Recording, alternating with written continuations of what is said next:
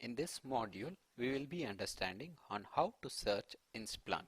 We'll be seeing some of the basic operation as part of everyday searching in Splunk. Now we have our onboarded data, our Splunk installation setup, and we have created some basic knowledge objects.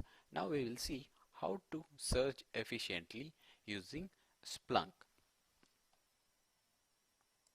This is our searcher. We know what are indexes, so I'll go to index main and I'll just hit enter for last 30 days. We have relatively small data, so it should load up pretty quick. We have this much information as part of our Splunk for the last 30 days. There are lots of information on our fields. I would highly recommend going to our first chapter where we have discussed the complete UI of Splunk and described each and every fields that are available.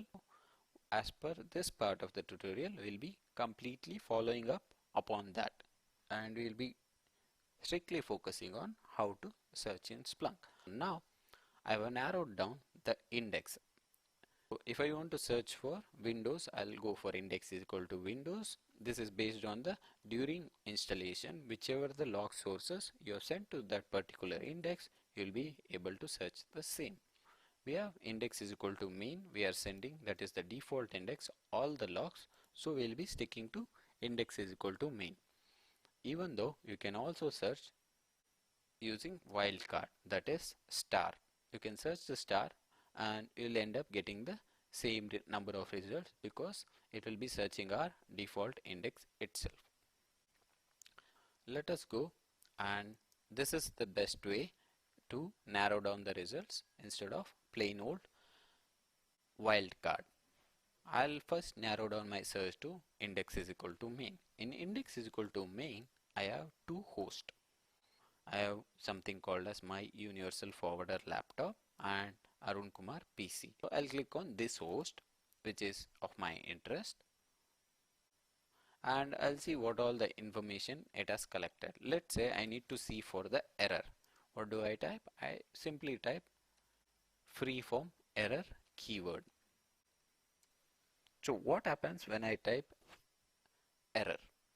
This search query, it is looking under main index for a host named this and with a string containing errors. All the logs with this error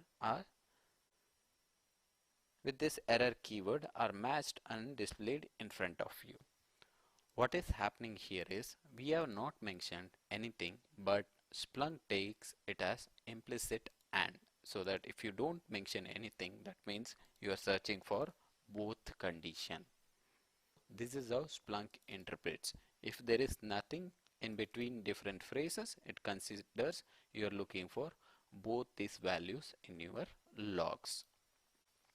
That is how our search query works or interpreted by Splunk. So there is another function or with this logical function. I'll search for error or warning message.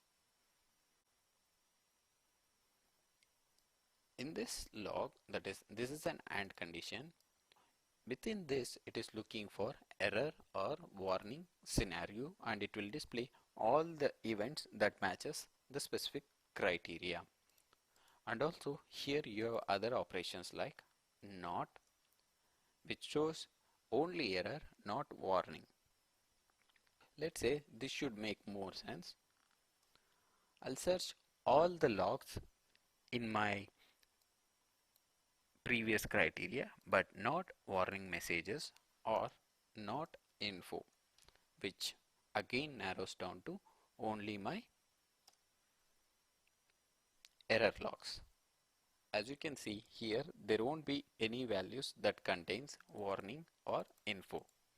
By now we know that whatever the free form search you do, either caps or small, that doesn't matter, but it only matters what is the phrase you are typing, whether it's with wildcard or not. But if it is a field name, it should be always whatever displayed here. The field is case sensitive, but the value is not case sensitive. Now we understood and or and not. Let's see how other fields work.